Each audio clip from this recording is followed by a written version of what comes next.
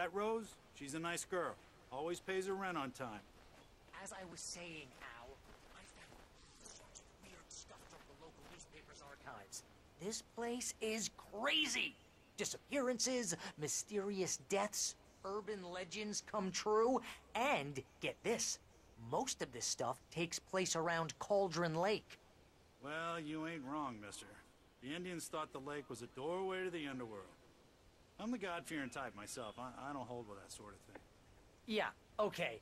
Anyway, there was an island there owned by a guy called Thomas Zane.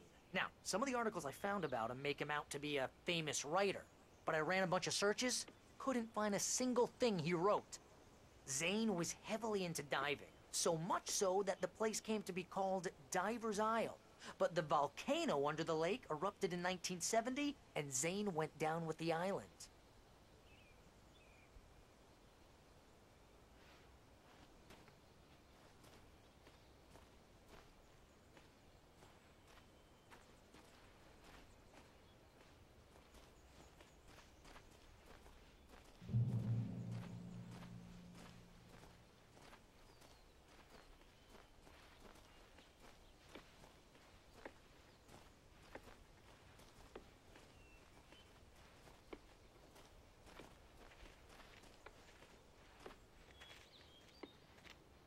Yeah, how about that? It was there in the morning, as if it had fallen from the sky. But it would take a tornado to lift something like that. We're damn lucky it didn't crush any of the trailers. Come on, mister. I'll take you to Rose's trailer.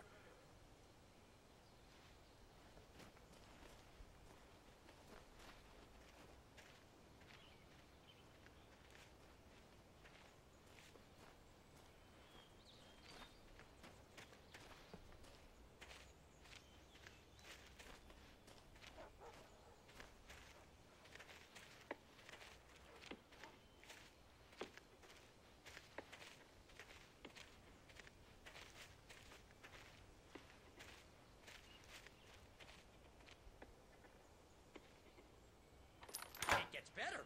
A local girl, Barbara Jagger, drowned in Cauldron Lake just a week earlier. They were lovers.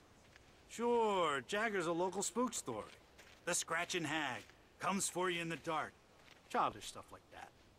Anyway, Al, I'm just getting to the best part. All of the articles about this stuff were written by Cynthia Weaver. I asked around, and she's that crazy bag lady you met. What, the lamp lady? She can be a little loopy, but she's not homeless or anything. Yeah, anyway, she knew both Jagger and Zane before they both died, and she had some kind of a breakdown.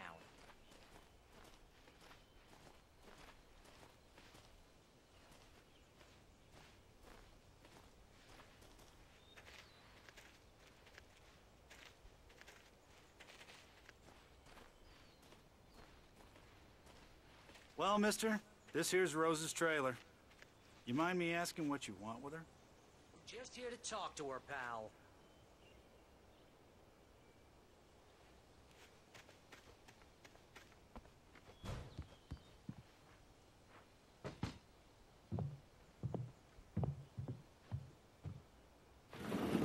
Welcome to... Oh dear, Mr. Wake. I'm so glad you're here. Rose, you have my manuscript? Oh. Oh, yes. Yes. Please, come in. Hey, this is really good. Rose, Yes, my manuscript. I really need it. I understand. I know what you need. A muse to inspire you. Oh, for Barry? She doesn't have anything. Yeah, hey, Al? Al, what's... Oh... Barry! What? What?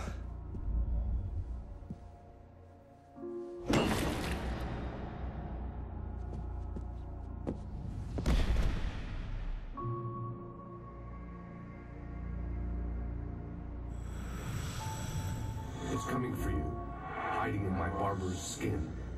I'm too weak to stop it. You must turn the lights on. I promised I'd come visit you and your lovely wife. You must finish what you started. I insist. You must turn the lights on. Turn the light on. Back to work, boy.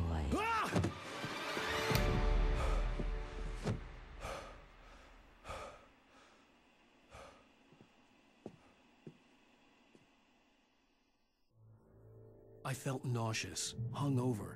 Only anger kept me going. I can't tell reality from dream anymore, but it seems I have an imaginary editor to help me. She's an old woman in a funeral dress. I call her Barbara Jagger. She's very strict.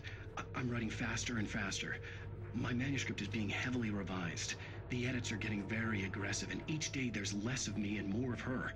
I hate it, but I know she's right. She promises me I can save Alice this way. She knows more of this than I do. About the complex incantation I'm attempting.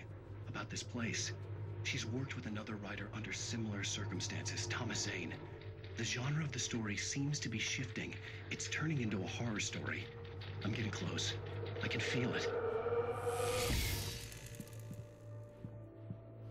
Rose took a day from me. I had less than 12 hours left to meet the kidnapper.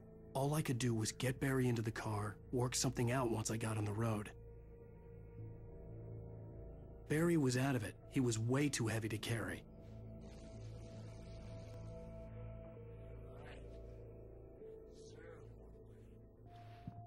So handsome. Welcome to the Oh Dear Diner. What can I get you today? Coffee? I couldn't work up much hate for Rose. Something had used her to get to me and left its mark. My gun and flashlight were gone. I'd have to find a way to get Barry into the car as quickly as possible. There was no time to waste. Mr. Randolph liked Rose. That little smile she had. How she was still sweet when life had tried so hard to make her bitter. It wasn't any of his business what she did in her trailer. But those strangers, the writer and his smart-ass sidekick, looked like trouble. And they'd been in there for hours, way past her normal bedtime. He reached for the phone and called the sheriff's station.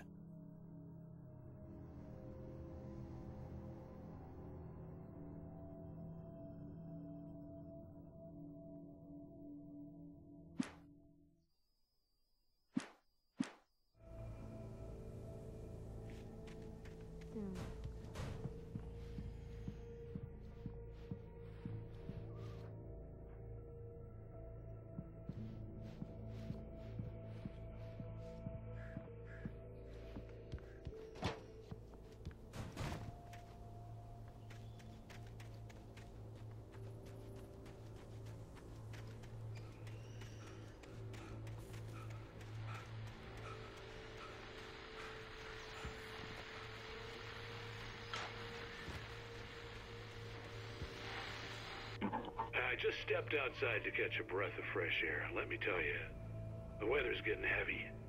Nights like this make me especially glad I'm here talking to you and not home in bed. Once the weather takes a turn like this, I can't sleep at all. It's all tangled bed sheets and dark thoughts, punctuated by the occasional plunge into nightmare. Is it just me?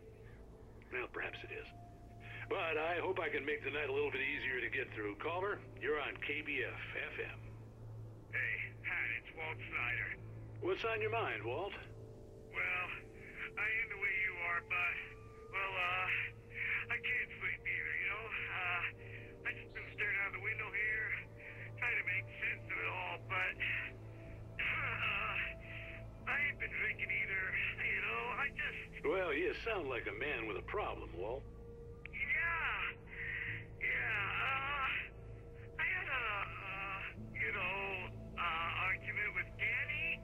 You know, Danny, and, then I got in trouble with the law, you know, and, I'm just, well... I heard something like that, Walt. Yeah, well, you know, Danny's my best friend, and, they let me out on bail today. And now I'm just alone here at the window, you know, waiting. Man, and there's something in the air tonight, man. just outside looking up at the sky above our broadcast tower thinking the same thing. What are you waiting for, Walt? I don't know. You know, something's gonna happen. You know, I think I better go. Walt, maybe... No, thanks, Pat. Well, good luck to you, Walt. Hang in there. Let's take a little break, folks. This weather's really something else, huh? How can I be sure?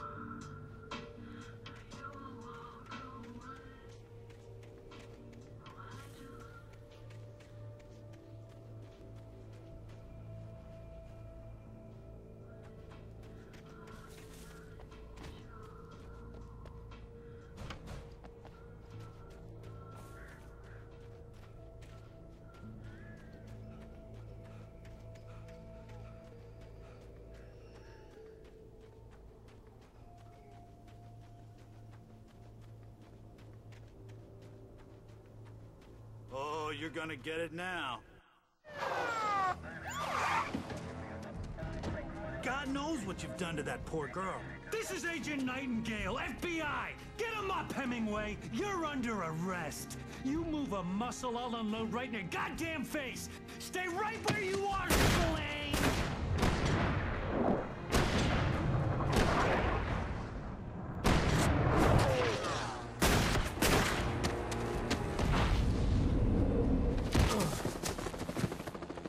What are? I'm standing right here, you goddamn maniac!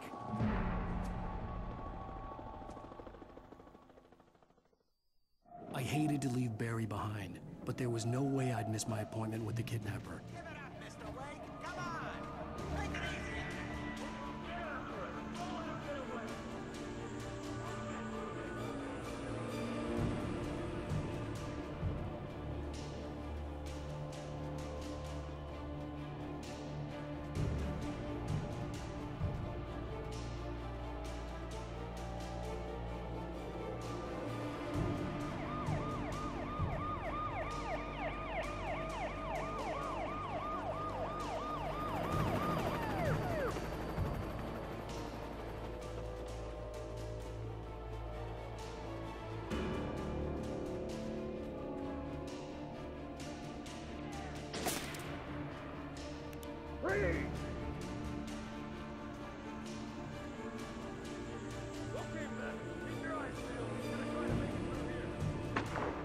Oh, damn.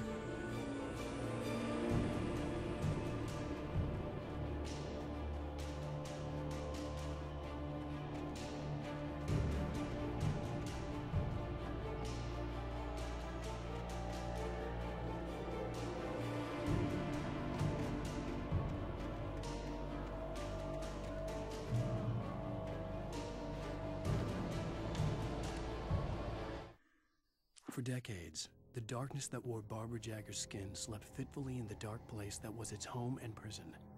It was hungry and in pain. It dreamed of its nights of glory when the poet's writing had called it from the depths and given it a brief, terrible taste of power and freedom.